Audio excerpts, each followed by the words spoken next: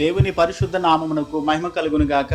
క్రీస్తునందు మాకు అత్యంత ప్రియులైన మీకందరికీ కూడా లివింగ్ గాడ్ మినిస్ట్రీ తణుకు తరపున ప్రత్యేకమైన వందనాలు తెలియచేస్తూ ఉన్నా. కొద్ది రోజులుగా ఒక వాస్తవాన్ని, దేవుడు మనలను ఎందుకోసం పిలుచుకున్నారు, ఎందుకోసం ఏర్పాటు చేసుకున్నారు, ఆయన ప్రణాళిక ఏంటి, ఆయన ఉద్దేశం ఏంటి అనేది మనం గత కొద్ది రోజులుగా ఆలోచన చేస్తూ ఉన్నాం. మొట్టమొదటిది పరిశుద్ధులుగా ఉండడానికి మనం పిలువబడ్డామని, రెండవది సమాధానం కలిగి ఉండడానికి మనం పిలువబడ్డామని, ఆయన కుమారుడైనటువంటి యేసుక్రీస్తుతో సహవాసం కలిగి ఉండడానికి, ప్రార్థన అనేటువంటి సహవాసాన్ని కొనసాగించడానికి దేవుడు మనల్ని పిలుచుకున్నారు, ఎన్నుకున్నారు అనేటువంటి వాస్తవాన్ని మనం నేర్చుకుంటూ ఉన్నాం. ఈరోజు కూడా ఒక ప్రత్యేకమైనటువంటి వాస్తవాన్ని నేర్చుకోవడానికి ప్రయత్నించేద్దాం. అపోస్తలుడైనటువంటి పేతురు రాసిన మొదటి పత్రిక 2వ అధ్యాయము 19 నుండి 21వ వచనం వరకు మనం చదివినట్లయితే, ఎవడైనను అన్యాయముగా శ్రమ పొందుచు దేవుని గూర్చిన మనసాక్షి కలిగి దుఃఖము సహించిన ఎడల అది హితమగును. తప్పిదమునకే దెబ్బలు తినినప్పుడు మీరు సహించిన ఎడల మీకేమి ఘనము? మేలు చేసి బాధపడినప్పుడు మీరు సహించిన ఎడల అది దేవునికి హితమగును. ఎందుకు మీరు పిలువబడితిరి? క్రీస్తు కూడా మీ కొరకు బాధపడి మీరు తన అడుగు జాడలయందు నడుచుకున్నట్లు మీకు మాదిరి ఉంచిపోయెను. అపోస్తలుడైనటువంటి పేతురు రాస్తున్నటువంటి వాస్తవం ఏంటంటే, తప్పిదమునకే మీరు దెబ్బలు తిన్నప్పుడు అది హితమవుతుంది. తప్పు చేసి ఎవరైనా బాధను అనుభవించినప్పుడు, లేకుంటే తప్పు చేసినప్పుడు దానికి పడేటువంటి శిక్షను అనుభవించడం అది సర్వసాధారణమైన విషయమే. కానీ మనం మేలు చేసి బాధపడినప్పుడు అది దేవునికి హితమవుతుందని అది దేవుని వాక్యములో మనం చూస్తూ ఉన్నాం. మేలు చేసి మనము నిందను భరించటానికి, అంటే మనము మేలు చేసి కూడా ఉపకారం చేసి మనము బాధను భరించడానికి, అందుకోసమే మనం పిలువబడ్డామని వాస్తవాన్ని అపోస్తలుడైనటువంటి పేతురు గారు రాస్తూ ఉన్నారు. అంటే దేవుని దగ్గరికి వచ్చినటువంటి చాలామంది ఆలోచించేది ఏంటంటే, దేవుని వెంబడిస్తే, దేవుణ్ణి గనక మనము అనుసరిస్తే, అంటే దేవుని వాక్యానికి మనం విధేయత చూపిస్తే మనకంతా మంచి జరుగుతుంది, ఎలాంటి ప్రాబ్లం ఉండదు, ఎలాంటి సమస్య ఉండదు, ఎలాంటి కష్టం ఉండదు, ఎలాంటి ఇబ్బంది ఉండదు, ఎలాంటి శోధనను మనము ఎదుర్కోవాల్సిన అవసరం లేదు అనేటువంటి వాస్తవాన్ని నమ్మి చాలామంది కూడా ఇలాగే ప్రభువుని వెంబడిస్తూ ఉన్నారు. ఈ రోజున ప్రపంచంలో జరిగేటువంటి బోధ కూడా అలాగే ఉంది. ఎందుకనంటే, మీరు దేవుణ్ణి నమ్ముకోనండి, మీకు ఎలాంటి సమస్య ఉండదు. యేసు ప్రభువుని నమ్ముకోండి, మీ అప్పులు తీరిగిపోతాయి. యేసు ప్రభువుని నమ్ముకోండి, మీకున్న కష్టాలన్నీ తీరిపోతాయి. ఇలాంటి ఆశీర్వాదపు సువార్తను ప్రపంచంలో ఎన్నోసార్లు మనం వింటూ ఉన్నాం. ఎంతోమంది బోధకులు అలాగే బోధ చేస్తూ ఉన్నారు. నిజానికి యేసయ్యను వెంబడించినందుకు మనం అనేక శ్రమలను అనుభవించాలని వాక్యం మనకి స్పష్టంగా చెబుతుంది.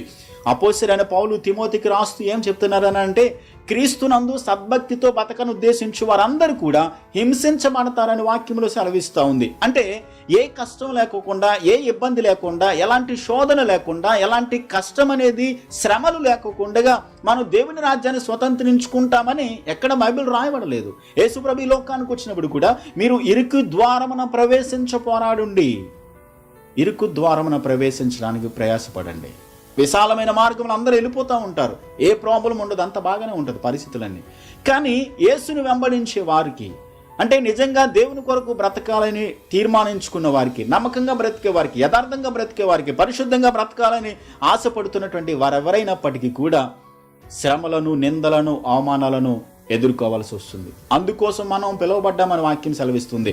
మీరు అనొచ్చు, ఏమండి దేవుని వెంబడించడానికి ఎలాంటి సమస్యలు అయితే, ఎలాంటి ఇబ్బందులు అయితే ఎవరు నమ్ముకుంటారండి, ఎవరు వస్తారండి? దేవుడు పిలిచేది ఏంటంటే, దేవుని కోసం ఎవరైతే కష్టమైన, శ్రమనైనా, మత్తయి సువార్త 16వ అధ్యాయం 24వ వచనంలో వాక్యం సెలవిస్తుంది, ఎవడైనను నన్ను వెంబడింపగోరినలా తన్ను తాను ఉపేక్షించుకుని తన సిలువనెత్తుకుని నన్ను వెంబడించవలను. నన్ను వెంబడించాలనుకున్న ఎవరైనప్పటికీ కూడా, యేసయ్యను వెంబడించాలనుకున్నటువంటి ఎవరైనప్పటికీ కూడా సిలువనెత్తుకోవాలి, నిందలు భరించాలి, అవమానాలు భరించాలి, హేళనలు భరించాలి. అవసరమైతే దేవుని కొరకు చావడానికి కూడా సిద్ధపడకపోతే దేవుని రాజ్యాన్ని మనం స్వతంత్రించుకోలేము. అందుకోసమే మనం పిలువబడ్డాం. ఈ రోజున ప్రపంచంలో ఆశీర్వాదపు సువార్త ఎంతో భయంకరంగా ప్రకటించబడుతూ ఉంది, అభివృద్ధి చెందుతూ ఉంది. అపోస్తలుడైనటువంటి పౌలు కొరింథీయులకు రాసిన పత్రికలో ఒక వాస్తవాన్ని చెప్తారు. ఏమన్నానంటే, ఈ జీవితకాలం మట్టుకే మనం క్రీస్తునందు నిరీక్షించు వారమైన ఎడల మనకంటే దౌర్భాగ్యులైనటువంటి వారు మరొకరు లేరని పౌలు గారు చెప్తా ఉన్నారు. మీరు ఆలోచించండి, కేవలం మన అవసరాలు తీరడం కోసం మాత్రమే, అంటే కేవలం దేవుని దగ్గరికి వచ్చి మేలు పొందడం కోసమే ఆయన వెంబడించడానికి మనము బయలుదేరి వచ్చినట్లయితే బైబిల్ చెప్తా ఉంది మనం దౌర్భాగ్యులమని. కాబట్టి మనం నేర్చుకోవాల్సిన సత్యం ఏంటంటే కష్టమైన, శ్రమలైన, ఇబ్బందులైన, ఎలాంటి పరిస్థితులను ఎదుర్కోవాల్సి వచ్చినా సరే దేవుని కొరకు నమ్మకంగా బ్రతకాలని వాక్యం సెలవిస్తూ ఉంది. మీరు గమనించండి, బైబిల్ గ్రంథంలో దేవుని కొరకు బలముగా వాడబడినటువంటి ఏ వ్యక్తి అయినా, దేవుని కొరకు గొప్ప కార్యాలు జరిగించినటువంటి ఏ వ్యక్తి అయినా, ఒక వ్యక్తిని ఎవరినైనా దేవుడు వాడుకున్నారంటే, బలముగా వాడుకున్నారంటే ఆ వ్యక్తి జీవితంలో ఎన్నో శ్రమలు, నిందలు, ఇబ్బందులు, శోధనలు, అవమానాలు, హేళనలు ఎదుర్కొన్నటువంటి వారి ద్వారా దేవుడు బలమైన కార్యాలు జరిగించగలిగారు. అంటే దేవుని నమ్ముకున్న వారికి సంతోషం ఉండదా, సమాధానం ఉండదా, నెమ్మది ఉండదా, ఇంకా నెమ్మది, ఆనందం, సంతోషం అనుభవించలేరా అని అంటే నిజంగా దేవుని వెంబడించే వారికి దేవుడిచ్చే సమాధానం సమృద్ధిగా దేవుడిస్తారు. సమాధానం ఉంటుంది. దేవుడిచ్చే సమాధానం వారి హృదయాలలో ఎప్పుడూ అది దేవుడు స్థిరపరిచి వారికి అనుగ్రహించి నడిపిస్తూ ఉంటారు.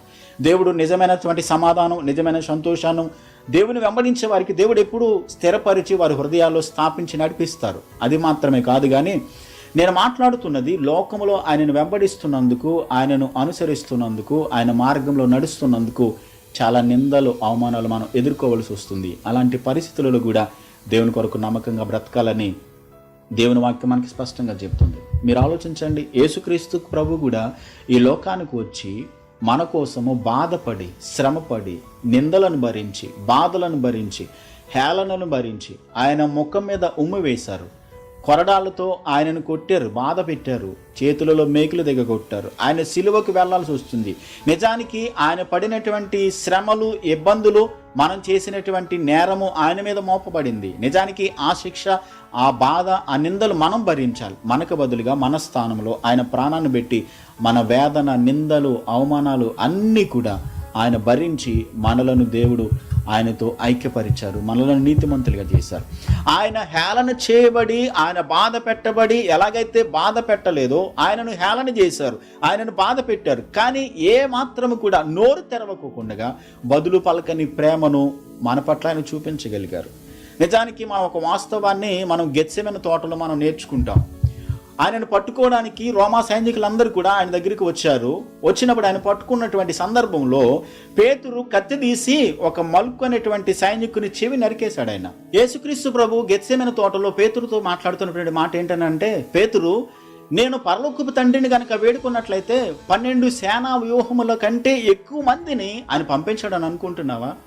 ఒక్క సేన అంటే 6,000 మంది కంటే ఎక్కువ మంది. అలాంటిది 12 సేనా వ్యూహములు, ఇంచుమించుగా 72,000 మందిని ఆయన దూతలను పంపిస్తే ఒక్క దేవదూత 185,000 మందిని హతం చేయగలదు ఒక్కసారి మాత్రమే. అలాంటిది 72,000 మంది దేవదూతలను ఆయన ఆజ్ఞాపిస్తే ప్రపంచాన్నే నాశనం చేసేయగలరు ఒకే సమయంలో. కానీ ఆయన ఆజ్ఞాపించలేదు, నోరు తెరవలేదు, బదులు పలకలేదు. ఎందుకనంటే ఆయన బాధ పెట్టబడి బదులు పలకక న్యాయముగా తీర్పు తీర్చు దేవునికే తన్ను తాను అప్పగించుకున్నారు. కాబట్టి మన మీదకు వస్తున్నటువంటి ప్రతి నిందను, ప్రతి శోధనను, ప్రతి ఒక్క అవమానాన్ని, నిందను, బాధను కూడా మనము భరించవలసిన వారమై ఉన్నాము. ఓర్పు కలిగి ఉండాలి, సహనం కలిగి ఉండాలి. సాధారణంగా చాలామంది కూడా కంప్లైంట్ చేస్తూ సహనం కలిగి ఉంటారు. కంప్లైంట్ చేస్తూ సహించుకోవడం అది సహనమే కాదే కాదు. కానీ నేర్చుకోవాల్సింది ఏంటంటే కష్టమైన, శ్రమలైన, ఇబ్బందులైన, శోధనలైన, ఎలాంటి పరిస్థితులు గుండా వెళ్లాల్సి వచ్చినా మనము దేవునికి అప్పగించాలి. వాక్యం సెలవిస్తూ ఉంది, సఖ్యమైతే చేతనైనంత మట్టుకు సమస్త మనుషులతో సమాధానం కలిగి ఉండండి. మీ శత్రువు ఆకలి కొని ఉంటే వాడికి అన్నం పెట్టండి, పగ తీర్చుట నా పని అని ప్రభు చెప్పారు. కాబట్టి దేవుని ఉగ్రతకు మనం చోటు ఇవ్వడానికి మనం ప్రయత్నించేద్దాం. అంటే మనలను బాధ పెట్టిన వారు, మనల్ని హేళన చేసిన వారు నాశనం కావాలని కాదు, కానీ వాళ్ళ కోసం మనం ప్రార్థన చేసినప్పుడు న్యాయాధిపతి అయిన దేవుడు తగిన సమయంలో ఎక్కడైతే మనం తగ్గించబడ్డామో, ఎక్కడైతే మనం తలదించుకున్నామో ఆ పరిస్థితిలోనే, ఆ స్థితిలోనే పడిన మనలను దేవుడు చేపట్టుకుని లేవనెత్తి ఉన్నతమైన స్థితికి, ఘనతకు అర్హులమైనటువంటి వారిగా దేవుడు హెచ్చిస్తాడు. ఎప్పుడో తెలుసండి? సహించుకున్నప్పుడు, ఓర్పు కలిగి ఉన్నప్పుడు. దేవుని కొరకు మనం సహనం కలిగి, ఓర్పు కలిగి సహించుకున్నప్పుడు మాత్రమే దేవుడు మనలను హెచ్చిస్తాడు. కాబట్టి అందుకోసం మనం పిలువబడ్డాం. ఏదో మనకి నిందలు వచ్చినాయని, అవమానాలు వచ్చినాయని, దేవుని నమ్ముకున్నందుకే నాకు శోధనలు ఎక్కువ వచ్చినాయి, దేవుని వెంబడిస్తున్నందుకే నా మీదకి ఎన్నో హేళనలు, నిందలు, అవమానాలు వస్తూ ఉన్నాయని చెప్పని మనం వెనతిరిగి వెళ్ళిపోయేవారుగా ఉండకూడదు. వాక్యం సెలవిస్తుంది, నాగటి మీద చేవేసిన వాడు వెనుక తట్టు చూసేవాడు నాకు పాత్రుడు కానేరడు. వాక్యం చెప్తున్నటువంటి సత్యాన్ని గ్రహించి ఎలాంటి పరిస్థితులు గుండా మనం వెళ్తున్నప్పటికీ దేవునందు విశ్వాసం ఉంచుదాం, నమ్మకం ఉంచుదాం. ఎబ్రీ పత్రిక 11వ అధ్యాయంలో మనం చదివినట్లయితే వారు నిందలు భరించారు, అవమానాలు భరించారు, చెరసాలలు వేయబడ్డారు, రంపములతో కోయబడ్డారు, అగ్నిగుండములకు త్రోసివేయబడ్డారు, హేళన చేయబడ్డారు, అగ్నిగుండముల గుండా వెళ్ళారు. ఎందుకనంటే విశ్వాసం ఉంచి నమ్మకంగా వారి విశ్వాసాన్ని కాపాడుకోవడానికి ఎలాంటి పరిస్థితినైనా సరే వారి జీవితాల్లో వాళ్ళు అనుమతించారు, దేవుని కొరకు నిలబడ్డారు. బలమైన సాక్షులుగా ఈ ప్రపంచంలో చరిత్రలో వాళ్ళు నిలిచిపోయారు. మన ముందు ఇలాంటి భక్తులు, ఇలాంటి మంచి సేవకులు, మంచి దేవుని బిడ్డలు సాక్షులుగా మన ముందు నిలిచి ఉన్నప్పుడు మనము కూడా మన విశ్వాసాన్ని కాపాడుకోవడానికి, మనము కూడా మన ఆత్మీయతను కాపాడుకుంటూ దేవుని కొరకు నమ్మకస్తులుగా జీవించడానికి ప్రయత్నం చేయాలి. అలాంటి కృప దేవుడు మనందరికీ అనుగ్రహించాలని నేను కోరుతూ ఉన్నాను. ఒకవేళ ఈ వాక్యాన్ని వింటున్న మీలో కొంతమంది, ఏమండి నేను చాలా ఇబ్బందులు ఎదుర్కొంటున్నాను, చాలా సమస్యలు, చాలా శోధనల గుండా వెళ్తున్నాను, ఎంతకాలం అండి ఈ పరిస్థితిని నేను భరించాలి, ఎంతకాలం అండి, ఎన్ని రోజులండి ఈ పరిస్థితి గుండా నేను వెళ్ళాలి, నాకు విడుదల లేదా అని చెప్పి మీరు ఒకవేళ ప్రశ్నించుకోవచ్చు. కానీ దేవుని సేవకునిగా నేను తెలియజేసేదనంటే అపోస్తలుడైనటువంటి పేతురు రాసిన మొదటి పత్రిక 5వ అధ్యాయము 10వ వచనంలో వాక్యం సెలవిస్తా ఉంది. ఏమనంటే, తన నిత్య మహిమకు క్రీస్తునందు మిమ్మల్ని పిలిచిన సర్వ కృపానిధియగు దేవుడు కొంచెం కాలం మీరు శ్రమపడిన పిమ్మట తానే మిమ్మను పూర్ణులునిగా చేసి స్థిరపరిచి బలపరచును. ఎంతో కాలం కాదండి, కొద్ది కాలం మాత్రమే మనం శ్రమపడిన పిమ్మట తానే మనలను పూర్ణులుగా చేసి స్థిరపరిచి బలపరచబోతున్నాడు. కొద్ది కాలం మాత్రమే ఉండేటువంటి ఈ శ్రమ, కొద్ది కాలం మాత్రమే ఉండేటువంటి ఈ శోధన, ఈ కష్టము, ఇబ్బందిని మనం ఓర్చుకుంటాం, సహనం కలిగి దేవుని కొరకు ఎదురు చూసినప్పుడు, నిరీక్షణతో మనం ఎదురు చూసినప్పుడు, కొద్ది కాలంలో మనం ఎదుర్కొంటున్నటువంటి శోధనలు, సమస్యలు, ఇబ్బందులు, కష్టాలు మనం సహించుకోవడం ద్వారా యుగయుగాలు, తరతరాలు, లెక్కించలేని సంవత్సరాలు దేవునితో మనం ఉండేటువంటి నిత్యరాజ్యాన్ని స్వతంత్రించుకుంటాం. కాబట్టి ఆ రాజ్యం కొరకు మనం నిరీక్షణ కలిగి ఉందాం.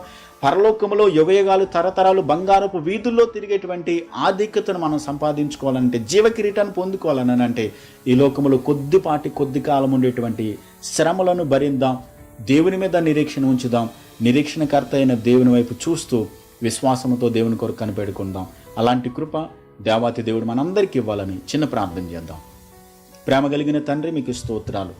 సమాధానానికి కర్తవైన దేవ, నిరీక్షణ కర్తవైన దేవ, తండ్రి నాయన, మేము ఎదుర్కొంటున్న ప్రతి శోధనలో మీ బిడ్డలు తండ్రి వాక్యాన్ని వింటున్న వారిలో తండ్రి నాయన ఇప్పటికే ఈ కష్టముల నుండి, ఈ శోధనల నుండి తండ్రి నాయన సహనం కలిగి, ఓర్పు కలిగి మీ కొరకు నిరీక్షణతో ఎదురు చూసేవారిగా మీ కృపను అనుగ్రహించండి. లోకం వైపు కానీ, లోకాసల వైపు కానీ తండ్రి నాయన, లోకం యొక్క పరిస్థితుల వైపు చూడకుండా తండ్రి నాయన విశ్వాసంతో తండ్రి మీ వైపు చూస్తూ తండ్రి వారి విశ్వాసాన్ని కొనసాగించుటకు మీ కృపను ప్రతి ఒక్కరికి మీరు అనుగ్రహించి మేలు చేసి కాపాడమని యేసయ్య నామములో ప్రార్థించి వేడుచున్నాను మా పరమ తండ్రి. Amen. God bless you all. దేవుడు మిమ్మల్ని దీవించి ఆశీర్వదించును గాక. ఆమేన్.